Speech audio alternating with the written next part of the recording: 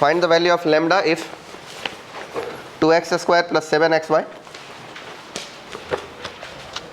Value of lambda if 2x square plus 7xy plus 3y square, 2x square plus 7xy plus 3y square, बोलो आगे 8x plus 14y plus lambda is equal to 0, represent a pair of straight line, represent a pair of straight line. कल इसके लिए condition बताया था एक determinant, क्या था वो? ABC, हाँ जी FF। आप कर लोगे कि मैं कर दूं? जल्दी करो, बहुत समय खा गए जी। लड़का अभी तक ABC ही ना चुन सका, क्या है? 8 ना? 8 सही है। मैं इस क्वेश्चन को बनाने का एक और छोटा तरीका बस इसी क्वेश्चन के लिए जानता हूँ, बताऊँ? कल वाली कॉपी पलटो, मिल जाएगा। 1 सेकंड में आपको 8 आ जाएगा आंसर। कल वाली कॉपी में जो क्वेश्चंस थे उसे पलटो। किसी न किसी क्वेश्चन का मिलता जुलता डाटा है जी। मिला क्या?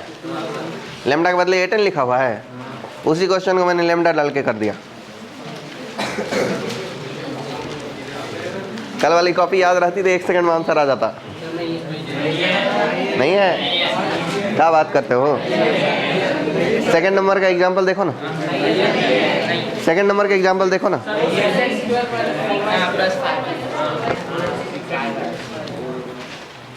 नहीं, एक और एग्जांपल देखो ना। ऐसे कैसे नहीं है? नहीं है? फिर नहीं रहा होगा, और क्या? फिर किसी और बैच में किया हूँ। देखो, सेकेंड डिग्री होमोजेनियस इक्वेशन। अब है होमोजेनियस इक्वेशन। होमोजेनियस का मतलब जानते हो?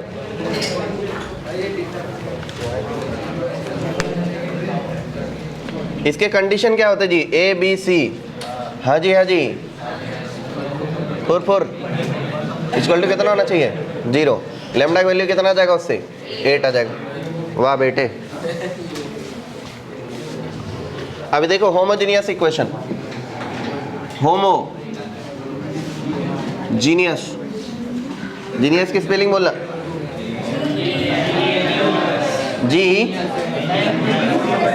NEOS,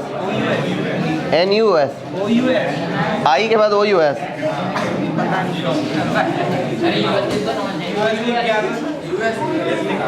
नहीं भाई, मैं देख ही लूंगा। GENE,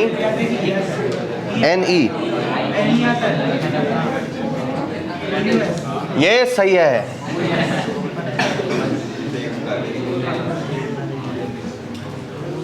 वैसे जीनियस का स्पेलिंग याद करके क्या करना है? जीनियस होने से मतलब है। होमोजेनियस इक्वेशन देखो ध्यान से, चाचा भाई लोग इधर देखो। होमोजेनियस इक्वेशन वो होते हैं जिनके सभी टर्म में वेरिएबल की संख्या एक समान हो। क्या बोला मैंने? वेरिएबल की क्वांटिटी एक ही जैसा हो। जैसे मैं बोलूं ax square plus by square plus 2hxy। देखो इसमें x कितने वेरिएबल है? 2 है, x एंड x। यहाँ कितने हैं? y and y 2। यहाँ कितने हैं? 2 है ना। लेकिन अगले ही पल जैसे मैं इसे 2gx लिखता तो अब वेरिएबल की संख्या कितनी हो जाती है? 1। तो वो होमोजेनियस इक्वेशन नहीं रहेगा। होमोजेनियस इक्वेशन उसे बोलते हैं जिसमें वेरिएबल की क्वांटिटी हर एक टर्म में एक ही हो, मतलब sum of power of variables is equal in all terms. यहाँ पर वेरिएबल का पावर कितना? 2। यहाँ पर वेरिएबल पावर 2। यहाँ पर वेरिएबल पावर 1 + 1 2 है ना। तो इसको होमोजेनियस समझते हैं, इसको होमोजेनियस बोलते हैं। समझ गए ये बात? कोई झंझट इसमें नहीं है। तो ये क्या है? होमोजीनियस। अब तो स्पेलिंग पता चल गया ना। तो होमोजेनियस इक्वेशन है। होमोजेनियस इक्वेशन क्या ये ओरिजिन से पास कर रहा है? पक्का पास कर रहा है? तो मतलब दोनों ही लाइन ओरिजिन से पास करेंगे, दोनों ही लाइन ओरिजिन से ही पास करेंगे। तो ये क्या मसला है? मसला क्या दिखा देता हूँ।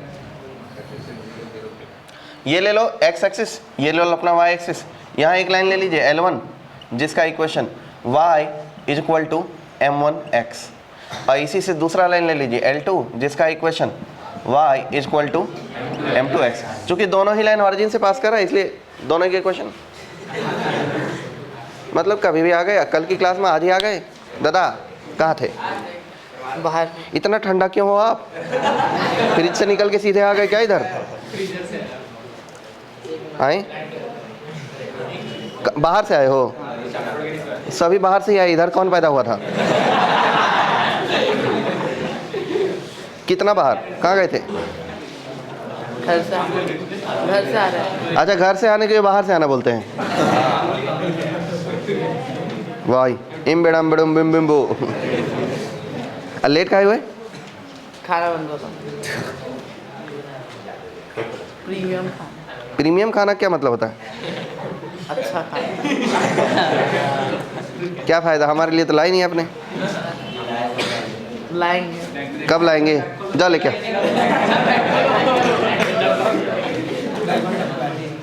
नहीं, बेचारा लड़का जो है सुबह से लेकर रात तक रहता है, भाई प्रीमियम खाना खाएगा आज। आज इनके आसपास में बैठ करके इसके साथ खाना।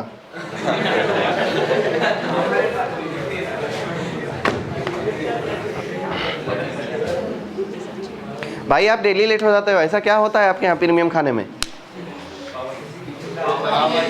Non veg?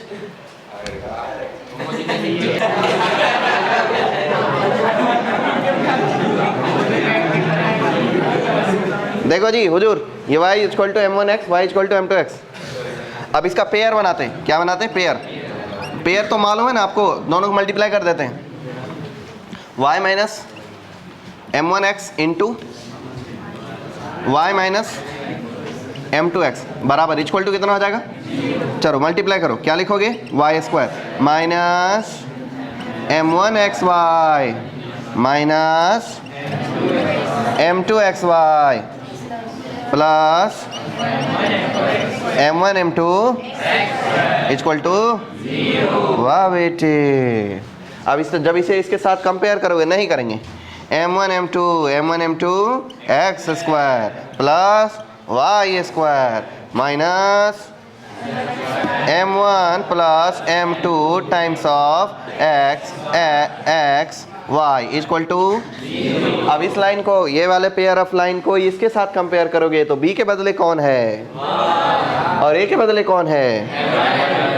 अच्छा, और 2h के बदले कौन है? ठीक है, ऐसा है। अच्छा देखो, ये क्या में करो, फिर क्या करोगे? अगर ऐसा वाला इक्वेशन है, कभी कभी यहाँ b भी रहता है ना, कभी कभी b भी रहता है, मतलब हर बार कोफिशिएंट y स्क्वायर का 1 ही है इसकी गारंटी नहीं होती, कभी कभी दूसरी भी चीज़ें आती हैं। तो इसको इस ढंग से ना करते हुए ये मिटा दो, क्योंकि आगे फिर इसी को रिपीट क्यों करना। इसको इस ढंग से ना करते हुए यहाँ देखो, अनुमान लगाओ y स्क्वायर कोफिशिएंट क्या आने वाला है? 1 आने वाला है, और यहाँ क्या रखना है? b रखना है। एक काम करो, b मल्टीप्लाई कर दो बोथ साइड, क्या ही पाप हो जाएगा? कुछ भी नहीं। अब क्या होगा? by square minus m1 plus m2 times of क्या? bxy minus bxy। अगला बोलो, प्लस m1 m2, अरे x m1 m2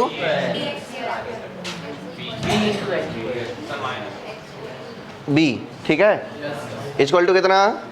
0। चलो देखो ध्यान से, b m1 m2 equal to कितना? a, तो m1 into m2 equal to कितना? a by b। क्या आपको product of slope of lines मिल गया? इसी प्रकार m1 प्लस m2 का minus b m1 m2 equal to कितना? देखो देखो कितना? 2h। तो m1 plus m2 equal to minus 2h by b, ठीक है। तो दो रिलेशन मिल गए, sum of slopes and product of slope. तो क्वाड्रेटिक इक्वेशन आ जाएगा ना उससे, sum of slopes and product of slope आ गए। ओके, तो ये है होमोजेनियस इक्वेशन। होमोजीनियस इक्वेशन जो ओरिजिन से पास करेगा और उसके स्लोप के बीच का रिलेशन कि प्रोडक्ट ऑफ स्लोप क्या होगा और सम ऑफ स्लोप क्या होगा, प्रोडक्ट ऑफ स्लोप क्या होगा और product sorry sum of slopes क्या हो गए -2h/v। अब इसके बीच का एंगल कैसे निकालेंगे, ये वाला एंगल थीटा है, तो टेन थीटा का फॉर्मूला क्या होता है, टेन थीटा का फॉर्मूला मॉड के अंदर अपॉन 1 + m1 m2, ऐसा ऐसा स्क्वायर कर दो बोथ साइड,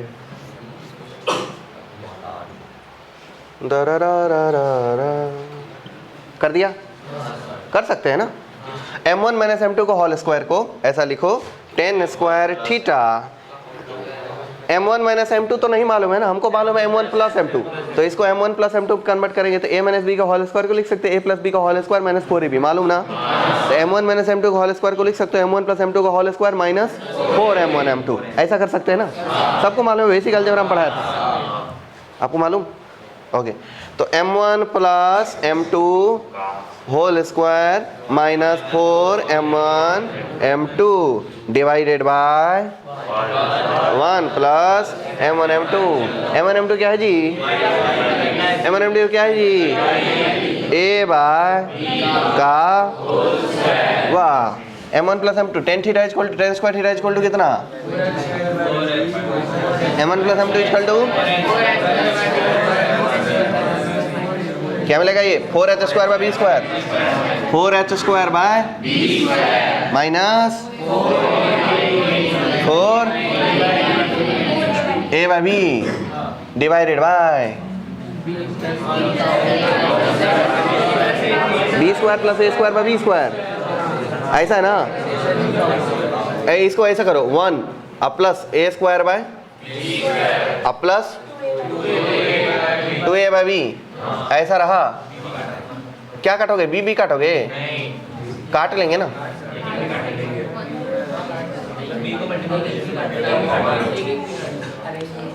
सिंप्लीफाई करना जी, 4 कॉमन आ जाएगा, 4 कॉमन आ जाएगा, चलो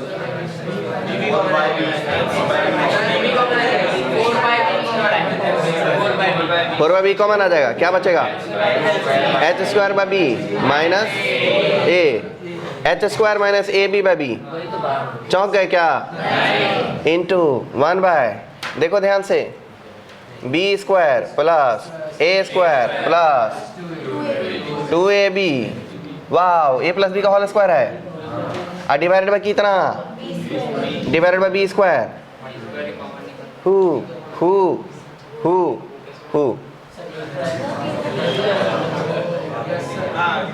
अच्छा इधर भी b² है, b है ना, तो एक b से ये कट गया ना, और एक ये इससे ये कट जाएगा, समझ गए, क्या मिला 4 times of h² - ab divided bye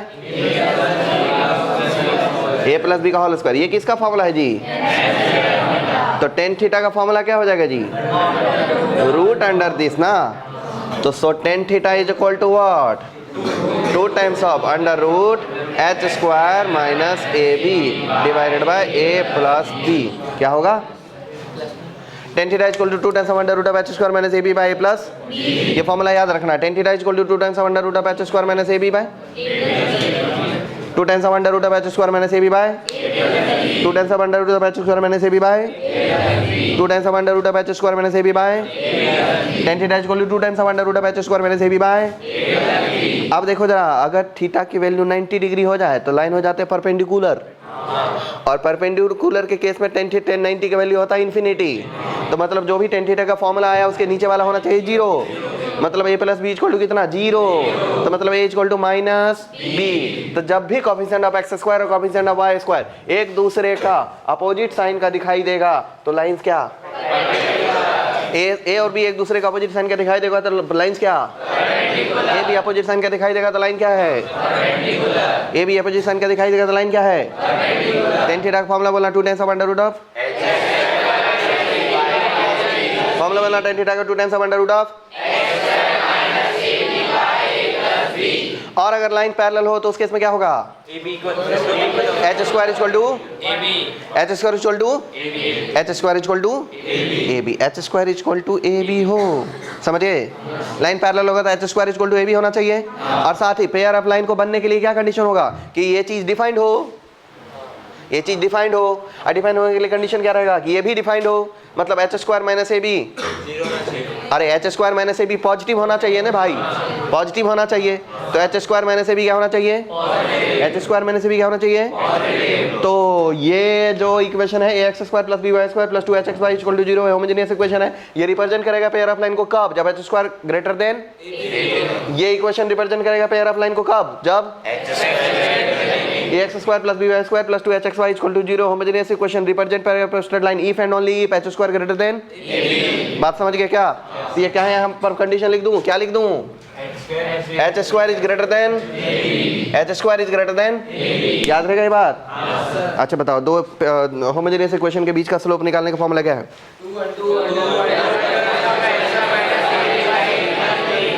homogeneous equation के बीच का स्लोप निकालने का formula,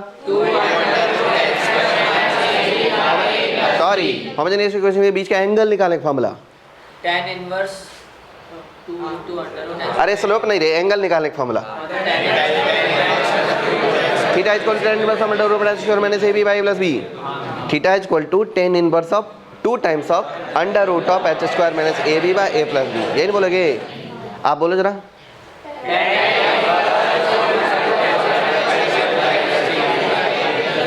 tan inverse of 2 times of under root of h square minus A b by, फिर से बोलो,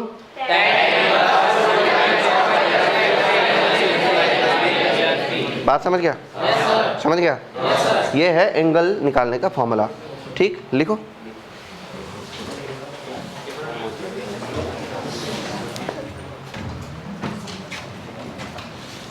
सेपरेट, कंबाइंड इक्वेशन को सेपरेट करना दो अलग अलग इक्वेशन में, वह है 6x square plus 5xy minus 4y square plus 7x, क्या ये क्वेश्चन हुआ है,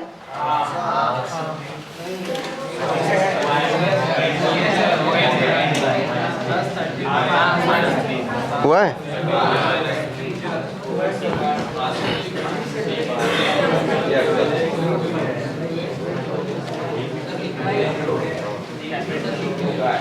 ये लाइन हुआ है, इसको दूसरे टाइप से करो, इसका मेथड 2 बता देते हैं, मतलब विदाउट सॉल्व करने, इसका होमोजेनियस पार्ट क्या है, होमोजेनियस पार्ट, देखो ये भी एक तरीका है होमोजीनियस पार्ट,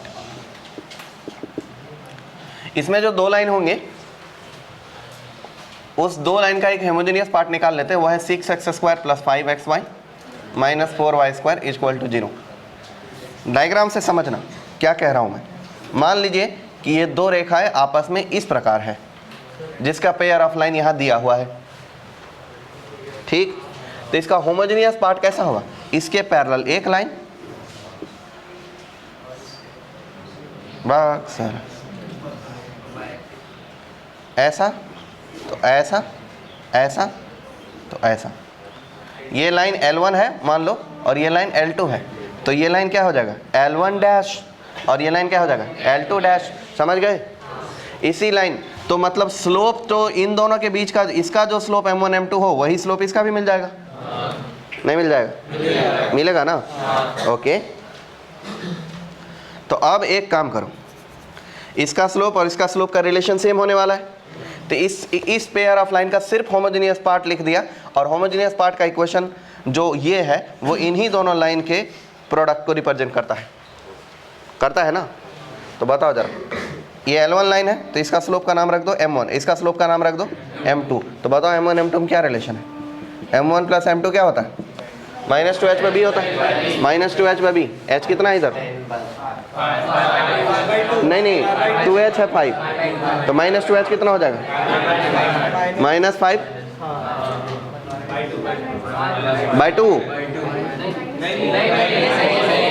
बाय -4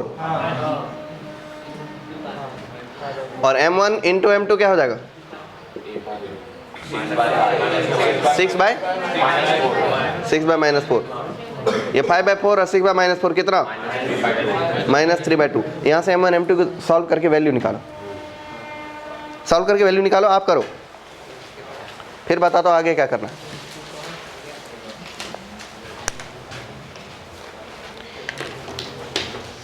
आगे ये करना है, ये वाला जो लाइन है ये क्या होगा y = m1x प्लस सी का है का m1x, और ये वाला लाइन क्या हो जाएगा y = m2x। तो L1 लाइन क्या हो जाएगा y = m1x प्लस c1, और L2 लाइन क्या हो जाएगा y = m2x प्लस c2। अब हमको c1 c2 निकालना है, जब m1 m2 मिल जाए तो c1 c2 निकालना है, क्योंकि बिना क्वाड्रेटिक मेथड से सॉल्व किए क्वेश्चन बना रहे हैं ना। m1 m2 का वैल्यू बताओ।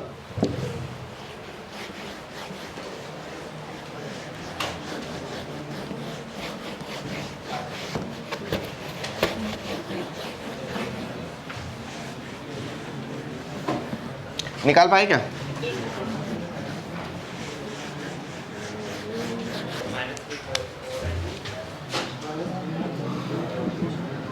सॉल्विंग इस इक्वेशन का नाम रख देते 1 and 2। 1 and 2, m1 का वैल्यू कितना मिला -3/4 और एंड m2 का वैल्यू 2 मिला। तो इसका मतलब क्या, इसका मतलब L1 लाइन जो है वो बन गया y = -3/4x प्लस c1, और L2 लाइन जो है मतलब इसका सिंप्लीफाई करेंगे तो लिखेंगे 4y plus 3x plus c1 = 0। ऐसा भी लिख सकते हो। क्या फ़र्क पड़ता है प्लस c1 माइनस c1 से? कुछ फ़र्क पड़ता है क्या? c1 अननोन ही तो है, इसको -c1 ही लिख दो। क्या गलत हो गया? कुछ गलत है इसमें? नहीं। समझ आता है कि प्लस c1 के बदले -c1। अननोन क्वांटिटी में प्लस माइनस लगाने के लिए चिंता नहीं करना है, क्योंकि वो फिक्स अभी नहीं हुआ। L2 का क्या हो जाएगा y = 2x प्लस c, तो इसको लिखो y - 2x प्लस c2 = 0। ऐसा भी तो लिख सकते हो। अब जब इन दोनों को मल्टीप्लाई करेंगे तो वही लाइन आना चाहिए। मल्टीप्लाई करो और कंपेयर करो कोफिशिएंट x का y का, वही लाइन आ जाएगा। उस लाइन के x y और कांस्टेंट टर्म के साथ कंपेयर करो, आपको c1 c2 की वैल्यू मिल जाएगी। देख लो जरा, L1 × L2 क्या होने वाला है 4y plus 3x plus c1 times of y - 2x plus c2 = कितना 0। जो कुछ भी होगा मल्टीप्लाई करो, कितना मिल जाएगा 4y² प्लस -6x², यही ना। अब xy वाला टर्म देखना, तो इसको मल्टीप्लाई करो 3xy मिलेगा, और इसको मल्टीप्लाई करो -8xy मिलेगा, तो -5xy मिला। ये तो उसके साथ ही है, -5 की +5 क्या करेंगे? अच्छा, माइनस से मल्टीप्लाई करना भी बचा हुआ, करेंगे बाद में। और कांस्टेंट टर्म देखो, x वाला कोफिशिएंट देखो, अगर x चाहिए तो 3x क्या मिलेगा c2, और इधर से -2x क्या मिलेगा c1। तो ओके, x वाला टर्म चाहिए तो x वाले टर्म के लिए आपको करना पड़ेगा प्लस, x कॉमन ले लीजिए, क्या मिलेगा 3c2 अब -2c1 टाइम्स ऑफ x।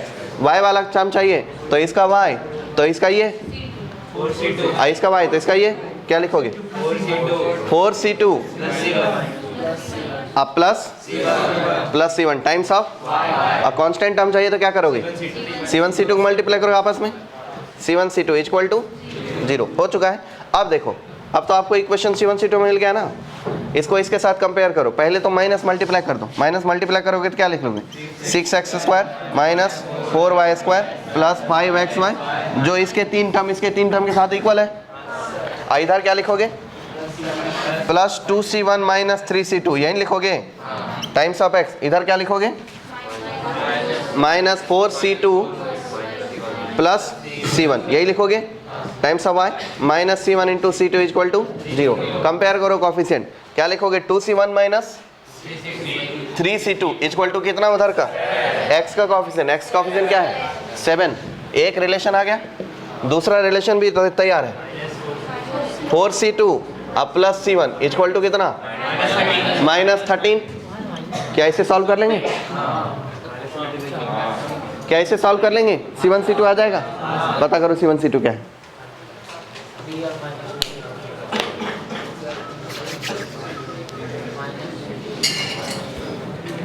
ये प्रोसेस काफी लंबा है लेकिन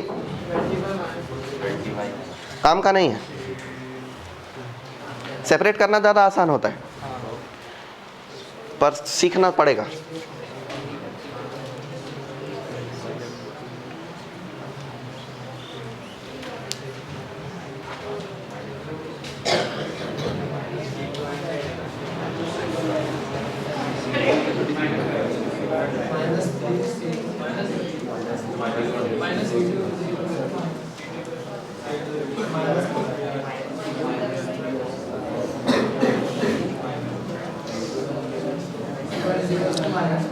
और सेकेंड कांस्टेंट इक्वल टू 3 -1 और दूसरा C, यही ना आया है। ओके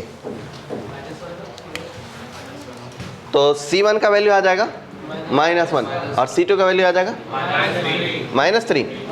ओके तो आप बताओ L1 लाइन क्या हो गया, L1 लाइन किसको माना था, ये ना 4y plus 3x -1 equal to 0 और L2 line y minus 2x minus 3 equal to 0।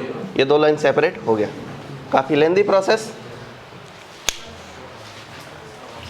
पर सेंस डेवलप करने के लिए ज़रूरी था। एक बार और समझा दें, एक बार और समझा दें। हाँ मैं समझा ही देता हूँ। देखिए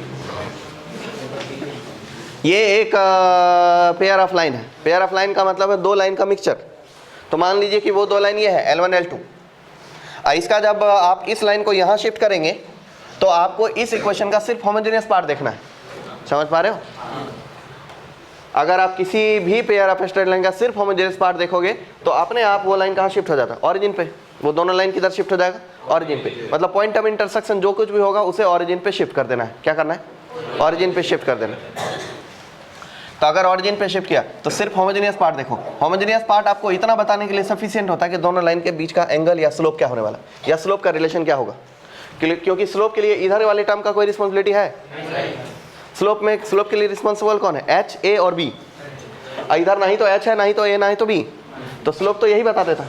तो ये इसका होमोजेनियस पार्ट लिख दिया। Homogeneous part 6x² 5xy - 4y² equal to 0। अब इसके स्लोप का रिलेशन क्या होता है, m1 + m2 equal to 2h -2h by b, -2h by b। तो -5 by -4, 5 by 4 आ गया पहला रिलेशन। प्रोडक्ट ऑफ स्लोप क्या होता है, a by b। a कितना, 6 by -4 तो -3 by 4। तो अब आपको स्लोप का बीच का रिलेशन मिल गया, स्लोप के बीच का रिलेशन मिल गया। तो इससे स्लोप निकाल लो।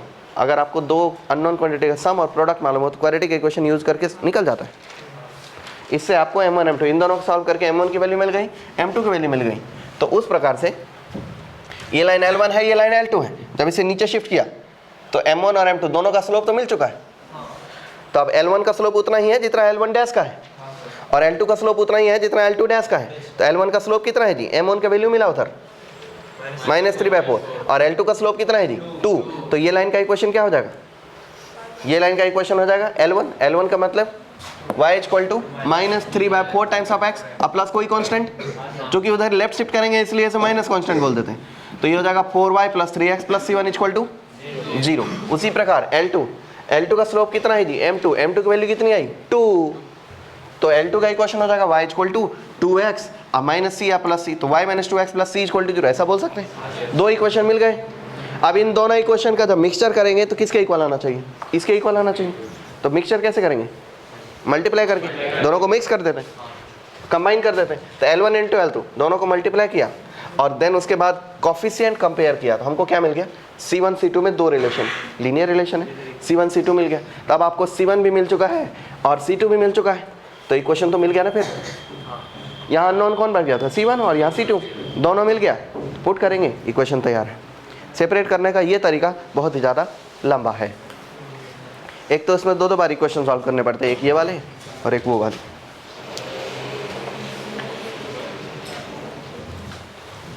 पर यहाँ से एक बात समझ लीजिएगा इस क्वेश्चन में कि अगर आपको किसी ऐसे नॉन होमोजेनियस इक्वेशन का बीच का एंगल निकालने बोला जाए तो आप इस पार्ट को देखने का जरूरत आपको है। अभी आपने क्या सीखा? होमोजेनियस इक्वेशन के बीच का एंगल निकालना, होमोजेनियस इक्वेशन के बीच का एंगल निकालना सीखा ना अभी जो फॉर्मूला है। तो जितना होमोजेनियस इक्वेशन के बीच का एंगल होगा, जितना होमोजेनियस इक्वेशन के बीच का एंगल होगा, उतना ही नॉन होमोजेनियस इक्वेशन के भी बीच का एंगल होगा। होमोजेनियस मतलब जीरो पासिंग और नॉन होमोजेनियस मतलब नॉन जीरो पासिंग। तो नॉन जीरो पासिंग के बीच का स्लोप जितना, एंगल जितना होगा, उतना ही होमोजेनियस का भी होगा। समझ गए? तो अगर हमें एंगल बिटवीन लाइन निकालना है तो होमोजेनियस इक्वेशन दिया रहे या फिर नॉन होमोजेनियस दिया रहे, फॉर्मूला एक ही काम करेगा। समझ गए? और एंगल बिटवीन लाइन के लिए रिस्पॉन्सिबल ये वाला टर्म नहीं रहता, सिर्फ ये होमोजेनियस पार्ट ही रिस्पॉन्सिबल रहता है। ठीक है? तब उस फॉर्मूले, इस फॉर्मूले के आगे लिख दो, this formula is valid for homogeneous and non homogeneous equation. This formula is valid for both homogeneous and non homogeneous equation.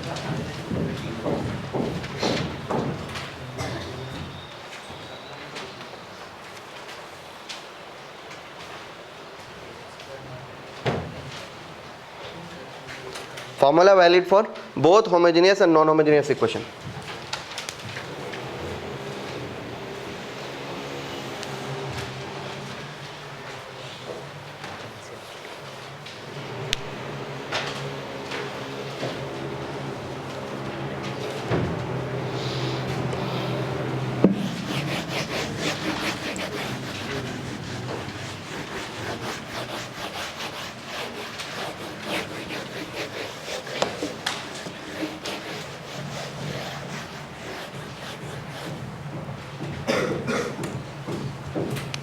एक और क्वेश्चन देता हूं।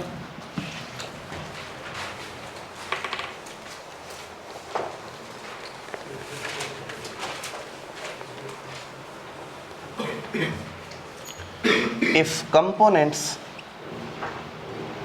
कंपोनेंट्स का मतलब समझ जाओगे, 2 अलग अलग line making alpha and beta angles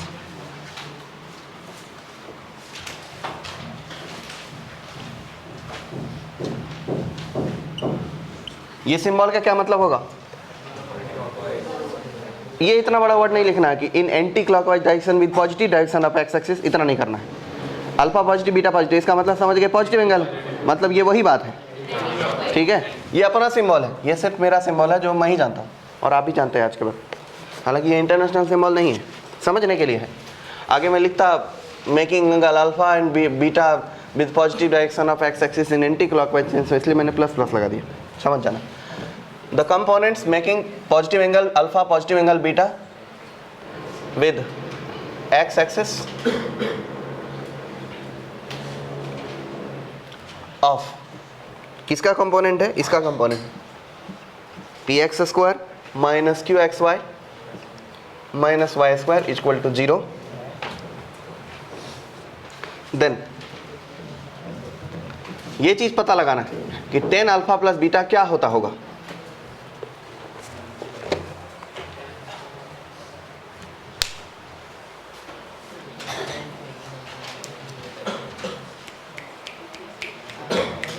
ए भगवान, ये तो हो गया रे, खत्म हो गया, बहुत ही आसान है। हुआ? टेन अल्फा प्लस बीटा का फॉर्मूला क्या होता है? Ten alpha plus tan beta divided by 1 plus tan alpha into tan beta. Tan alpha क्या है? पहले लाइन का स्लोप, टेन बीटा क्या है? दूसरी लाइन का स्लोप, मतलब m1 plus m2 divided by 1 plus m1 m2। m1 plus m2 क्या होता है? माइनस 2h बाई बी, और डिवाइडेड 1 प्लस m1 m2 क्या होता है? 1 plus a by b. Put करो बस, बहुत ही इजी क्वेश्चन है वो।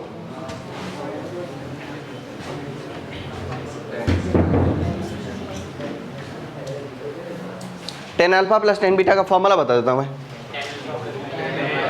Tan alpha plus tan beta मालूम तो आपको होगा ही, 1 minus tan alpha tan beta. Tan alpha क्या है जी? m1 plus m2 divided by 1 minus m1 m2।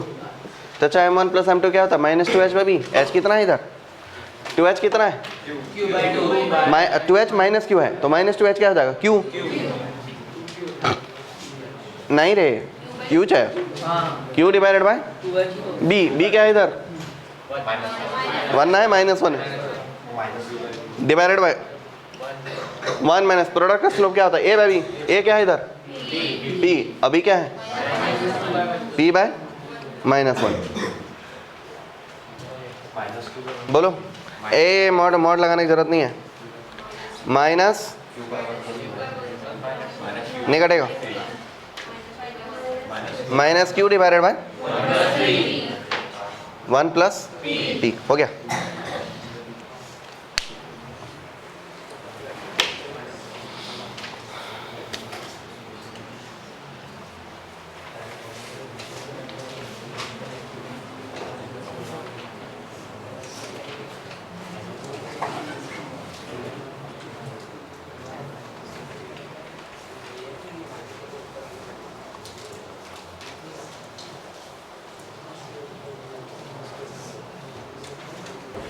बनने के बाद कोई भी क्वेश्चन इजी हो जाता है।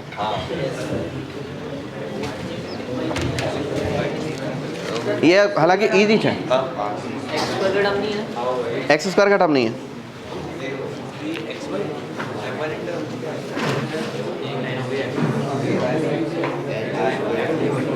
एक लाइन होगा x इक्वल टू 0 और दूसरा लाइन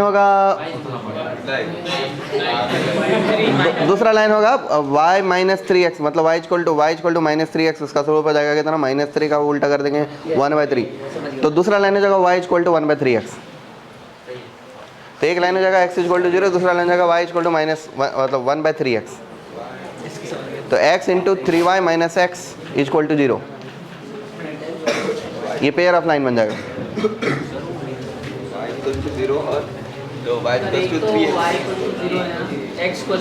देखो टाइम खुद ही कर दोगे। इधर देखिए हजूर ये एक लाइन है ये एक लाइन है ये लाइन है एक नहीं दो लाइन है एक ना ये दो लाइन है। ऐसा मान लिया L1 और इसका मान लिया L2। अब इसके परपेंडिकुलर जो लाइन निकालना है ऐसे लाइन का पेयर निकालना है जो इन लाइंस के परपेंडिकुलर हो। क्या हो इन लाइन के परपेंडिकुलर हो और वो पास करे ओरिजिन से। तो एक काम करो इस सिस्टम को ही यहाँ ले आओ तो एक ऐसा बन जाएगा और दूसरा ऐसा बन जाएगा। समझ गए। अगर इस सिस्टम को यहाँ लाना चाहते हैं तो सिर्फ होमोजेनियस पार्ट देखिए बाकी की जरूरत है क्या। तो ये वाला ये लाइन का मतलब इसके इसी सिस्टम का ये वाले लाइन का जो क्वेश्चन होने वाला है इसका पेयर का क्वेश्चन क्या होना हो सिर्फ homogeneous part y square plus 3xy equal to 0। इसके दो लाइन है y और y plus 3x equal to 0। इसके दो लाइन है y इक्वल टू 0 और इसका दूसरा लाइन है y equal to minus 3x। तो इसके परपेंडिकुलर लाइंस क्या हो जाएंगे एक x equal to 0 y equal to 0 का परपेंडिकुलर लाइन क्या होता है x equal to 0 y equal to 0 represent करता है x एक्सिस को। तो x एक्सिस के परपेंडिकुलर y एक्सिस है उसका इक्वेशन होता है x equal to 0 and y equal to minus 3x का परपेंडिकुलर लाइन क्या कर देंगे 1/3x। ऐसा कर सकते हैं। अब ये नहीं यही परपेंडिकुलर लाइन मिल गया ना एक्चुअल में दो लाइन मिल गया जो ओरिजिन से पास कर रहा है उसका परपेंडिकुलर लाइन मिल गया। पेयर बनाना कंबाइन करना कैसे करते हैं मल्टीप्लाई क्या करेंगे इसे x into 3y minus x बस 3y minus x equal to 0 यही करेंगे। देखो चौंकना मत 3y इक्वल टू एक्स लिख सकते हो और 3y minus x equal to 0 तो बिल्कुल ही लिख सकते हो इक्वल टू 0 लिख दो क्या हो गया 3xy minus x square equal to 0। ऐसा भी कर दो वो बन गया पेयर ऑफ रिक्वायर्ड लाइन। समझ गया बात। किसी को कंफ्यूजन पक्का पक्का किसी को कंफ्यूजन नहीं है बहुत ही बढ़िया। तो पेयर ऑफ लाइन जो है वो समाप्त नहीं हुआ। एक छोटा टॉपिक बच गया है 5 मिनट का उसको बोलते हैं होमोजिनेशन होमोजिनेशन मतलब नॉन होमोजेनियस इक्वेशन को होमोजेनाइज कैसे करते हैं उसकी एक अद्भुत कला है सिखाएंगे कल। कन्वर्जन या इस इक्वेशन को हम लोग क्या कर रहे हैं इसका पॉइंट ऑफ इंटरसेक्शन पकड़ के खींच के यहाँ ले आ रहे हैं होमोजेनियस पार्ट हो जा रहा है। पर इसी इक्वेशन को हम होमोजेनाइज भी कर सकते हैं। उसकी भी एक अद्भुत कला है, कल सिखाएंगे।